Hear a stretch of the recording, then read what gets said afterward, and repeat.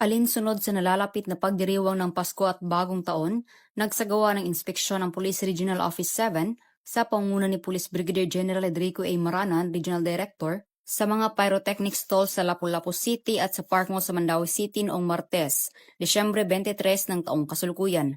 Ito ay upang isulong ang responsableng paggamit ng paputok at matiyak ang kaligtasan ng publiko. Kasama niya sina Police Colonel Arnel C. Apod, Deputy Director for Operations Pro 7, Police Colonel Enrico Figueroa, Chief of Regional Staff Pro 7, Police Colonel Elmer Cinco, Chief Regional Civil Security Unit, at Police Colonel Antonieto Cañete, Acting City Director ng Lapu-Lapu City Police Office. Layunin ng inspeksyon na paalalahanan ang mga nagbebenta ng paputok na mahigpit na sumunod sa mga regulasyon sa ilalim ng Republic Act 7183 o Firecracker Law at hinikayat ang mga hindi lisensyadong manufacturer na gawing legal ang kanilang operasyon. Hinikayat din ang publiko na iwasan ang mga ipinagbabawal na paputok at mag-ingat sa panahon ng Kapaskuhan.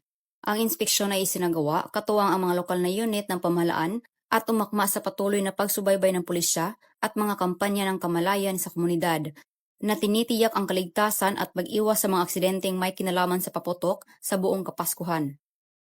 Mula dito sa Central Visayas, ako ay inyong Police News Network Correspondent, Patrolwoman Flora May Azares, alagad ng batas, tagataguyod ng Balitang Pulis.